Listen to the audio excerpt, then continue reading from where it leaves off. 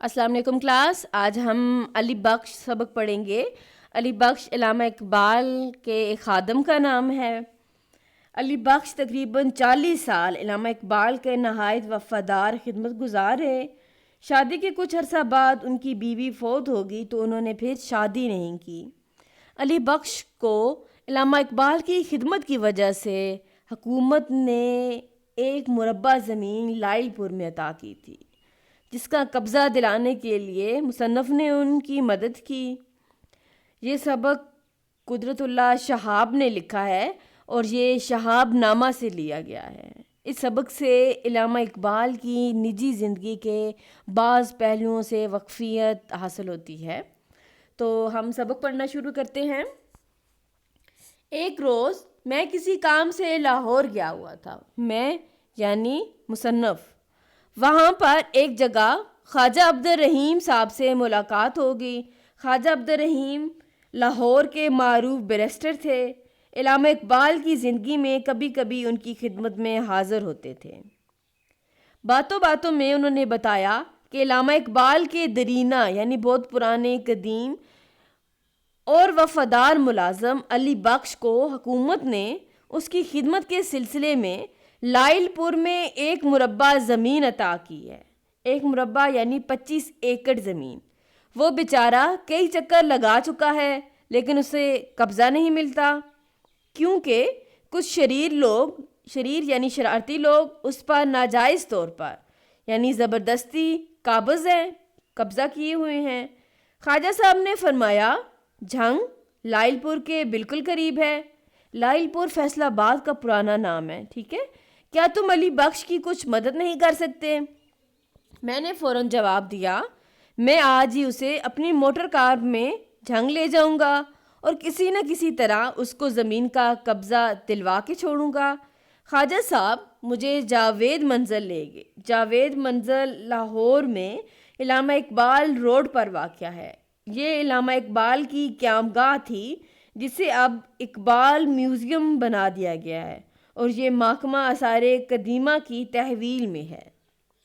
اور علی بخش سے میرا تعارف کراتے ہوئے کہا، یہ جھنگ کے ڈپٹی کمشنر ہیں، تم فوراً تیار ہو کر ان کے ساتھ گاڑی میں بیٹھ جاؤ، یہ بہت جلد تمہاری زمین کا قبضہ دلوا دیں گے.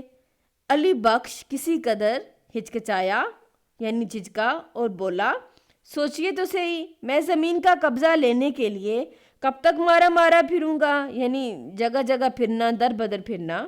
قبضہ نہیں ملتا تو کھائے کڑی. کہاوت ہے، یعنی جائے بہاڑ میں جہنم میں جائے، ایک طرح کی گالی ہے. لاہور سے جاتا ہوں تو جاوید کا نقصان ہوتا ہے. جاوید بھی کیا کہے گا کہ بابا کن جھگڑوں میں پڑ گیا. لیکن خواجہ صاحب کے اصرار پر یعنی ضد پر وہ میرے ساتھ ایک آدھ روز کے لیے جھنگ چلنے پر آمادہ ہو جاتا ہے یعنی تیار ہو جاتا ہے. جب وہ میرے ساتھ کار میں بیٹھ جاتا ہے تو غالباً اس کے دل میں سب سے بڑا وہم یہ ہے کہ شاید اب میں بھی بہت سے دوسرے لوگوں کی طرح علامہ اقبال کی باتیں پوچھ کر اس کا سر کھپاؤں گا یعنی پریشان کروں گا. لیکن میں نے بھی عزم کر رکھا تھا یعنی ارادہ کر رکھا تھا کہ میں خود علی بخش سے حضرت علامہ کے بارے میں کوئی سوال نہیں کروں گا.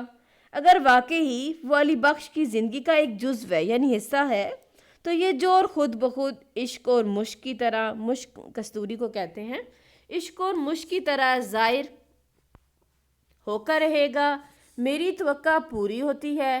اور تھوڑی سی پریشان کن خاموشی کے بعد علی بخش مجھے یوں گھورنے لگتا ہے کہ یہ عجیب شخص ہے جو ڈاکٹر صاحب کی کوئی بات نہیں کرتا.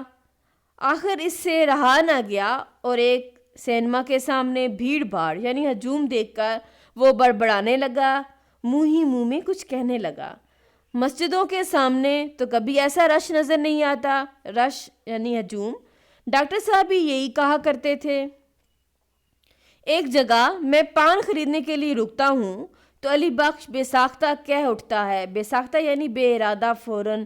ڈاکٹر صاحب کو پان پسند نہیں تھے. پھر شاید میری دل جوئی کے لیے وہ مسکرا کر کہتا ہے، ہاں حقہ خوب پیتے تھے، اپنا اپنا شوق ہے، پان کا ہو یا حقے کا. پھر شیخو پورہ سے گزرتے ہوئے علی بخش کو یاد آتا ہے کہ ڈاکٹر صاحب ایک بار یہاں بھی آئے تھے. یہاں پر ایک مسلمان تحصیلدار تھے جو ڈاکٹر صاحب کے پکے مرید تھے. انہوں نے دعوت دی تھی. ڈاکٹر صاحب کو پلاؤ اور سیخ کباب بہت پسند تھے. آموں کا بھی بڑا شوق تھا. وفات سے کوئی 6 برس پہلے جب ان کا گلا پہلی بار بیٹھا تو کھانا پینا بہت کم ہو گیا تھا. اب علی بخش کا ذہن بڑی تیزی سے اپنے مرکز کے گرد گھوم رہا تھا. مرکز علی بخش کا کون تھا؟ علامہ اقبال. اور وہ بڑی سادگی سے ڈاکٹر صاحب کی باتیں سناتا جاتا ہے. ان باتوں میں قصوں اور کہانیوں کا رنگ یعنی انداز نہیں، بلکہ ایک نشے کی سی کیفیت ہے. جب تک علی بخش کا یہ نشہ پورا نہیں ہوتا غالباً اسے ذہنی اور روحانی تسکین نہیں ملتی. تسکین سکون کو کہتے ہیں، تسلی کو. صاحب جب ڈاکٹر صاحب نے دم دیا ہے میں ان کے بالکل قریب تھا. صبح سویرے میں نے انہیں فروٹ سالڈ پلایا اور کہا کہ اب آپ کی طبیعت بحال ہو جائے گی، یعنی اصلی حالت میں آ جائے گی، ٹھیک ہو جائے گی. لیکن عین 5:10 پر ان کی آنکھوں میں ایک تیز نیلی سی چمک آئی اور زبان سے اللہ ہی اللہ نکلا. میں نے جلدی سے ان کا سر اٹھا کر اپنے سینے پر رکھ لیا اور انہیں جھنجھوڑنے لگا، یعنی زور سے ہلایا، لیکن وہ رخصت ہو گئے تھے.